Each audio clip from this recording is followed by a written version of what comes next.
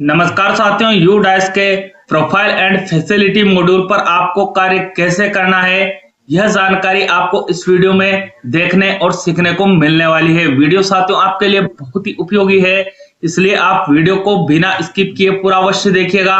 साथ में यदि आप चैनल पर नए हैं तो चैनल को सब्सक्राइब करके घंटी वाले बेल आइकन को दबाकर ऑल पर भी प्रेस कर लीजिएगा।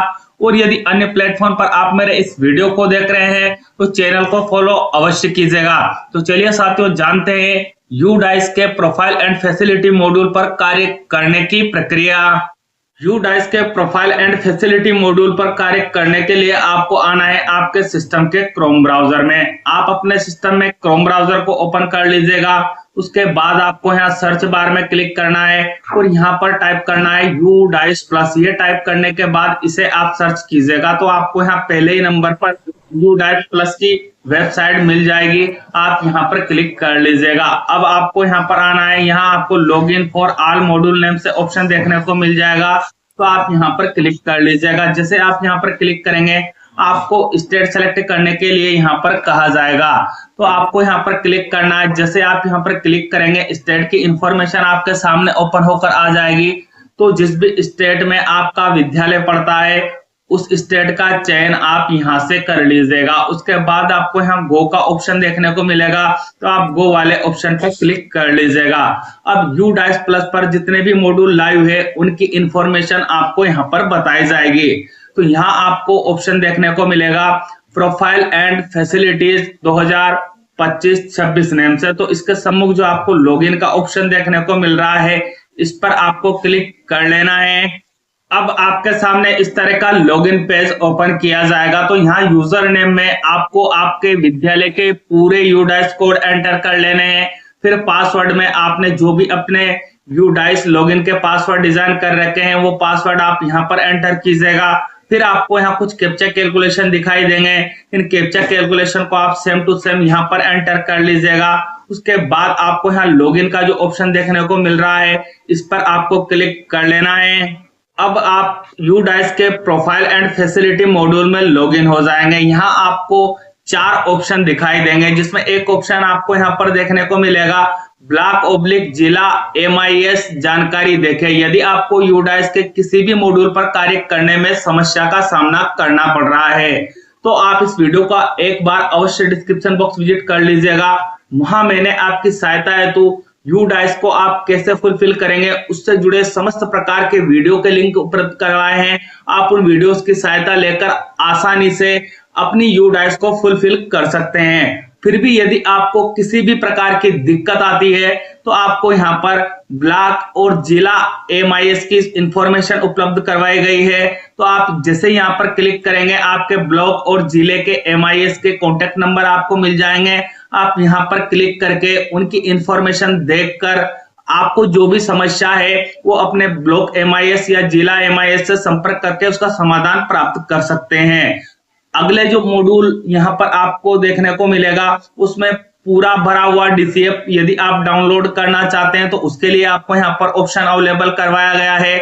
इसके अलावा आप उपयोगकर्ता पुस्तिका यहाँ से डाउनलोड करना चाहते हैं तो वो ऑप्शन भी आपको यहाँ पर देखने को मिल जाएगा।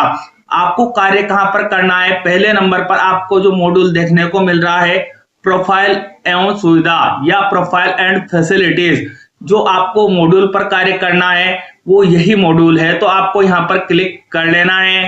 अब आपके सामने इस तरह का अगला पेज ओपन किया जाएगा। तो हो सकता है साथियों जो इंफॉर्मेशन आपको यहाँ पर डिस्प्ले की जा रही है वो इंग्लिश में की जा रही है, और यदि आप इंग्लिश में कंफर्टेबल नहीं है, आप इस पेज पर हिंदी में कार्य करना चाहते हैं या यू डाइस के प्रोफाइल एंड फैसिलिटी मॉड्यूल पर जो आपको कार्य करना है उसको आप हिंदी में कन्वर्ट करना चाहते हैं तो उसके लिए आपको यहाँ लैंग्वेज का ऑप्शन दिया हुआ है। आप यहाँ पर जैसे ही क्लिक करेंगे आपको यहाँ 2 ऑप्शन देखने को मिलेंगे, इंग्लिश और हिंदी।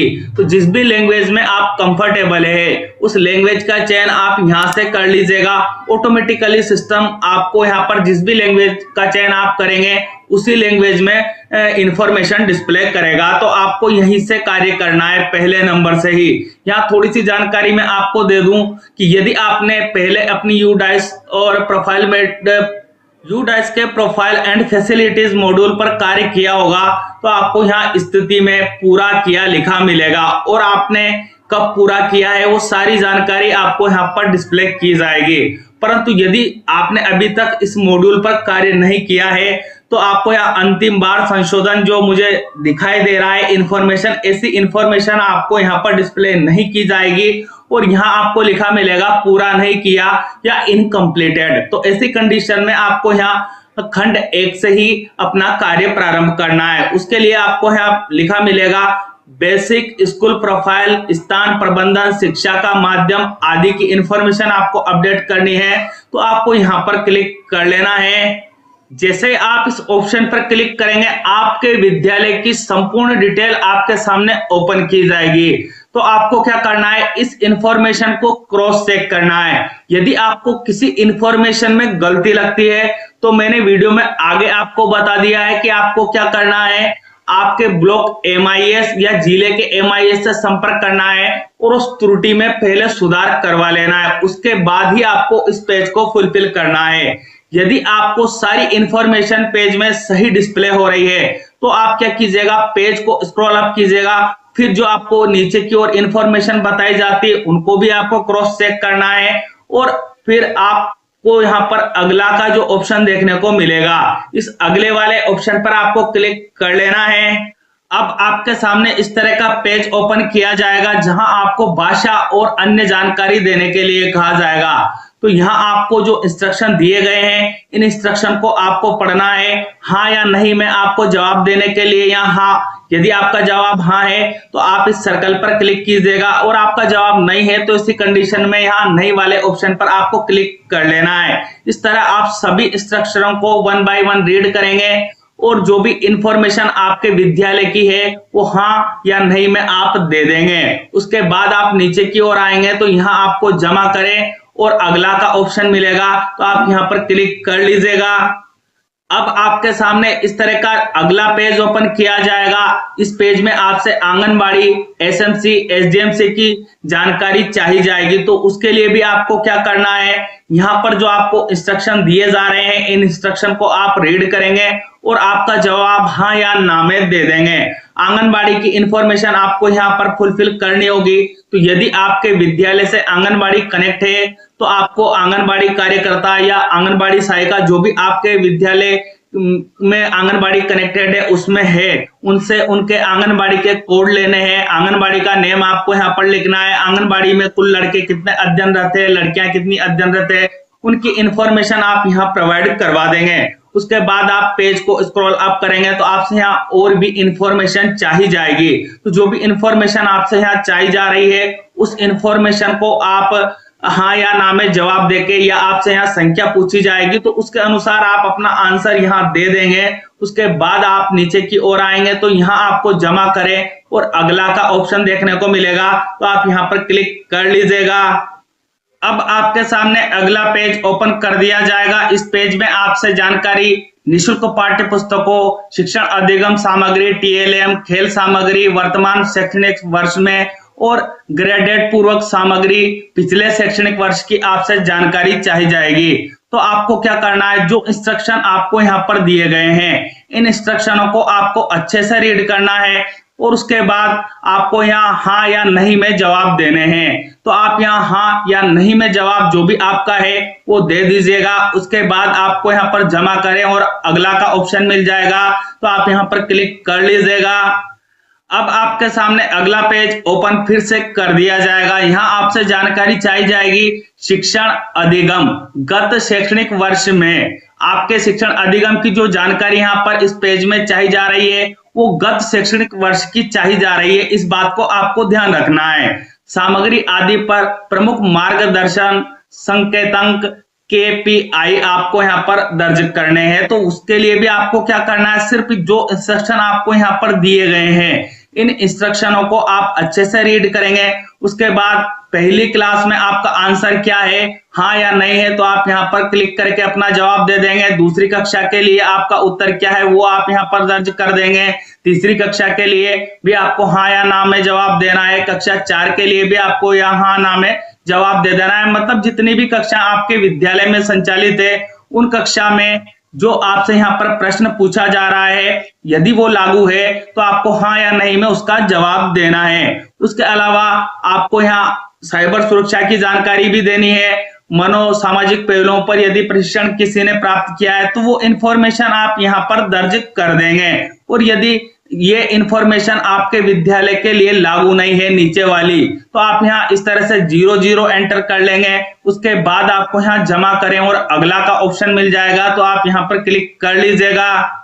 अब आपके सामने अगला पेज इस तरह से ओपन किया जाएगा। इस पेज में आपसे स्कूल सुरक्षा सभी प्रकार के स्कूलों के लिए जो लागू है उससे संबंधित जानकारी चाहिए जाएगी। तो आपको यहाँ बिंदु दिए गए हैं, इन बिंदु को आप रीड करेंगे और यहाँ हाँ या नहीं में अपना आंसर दे देंगे।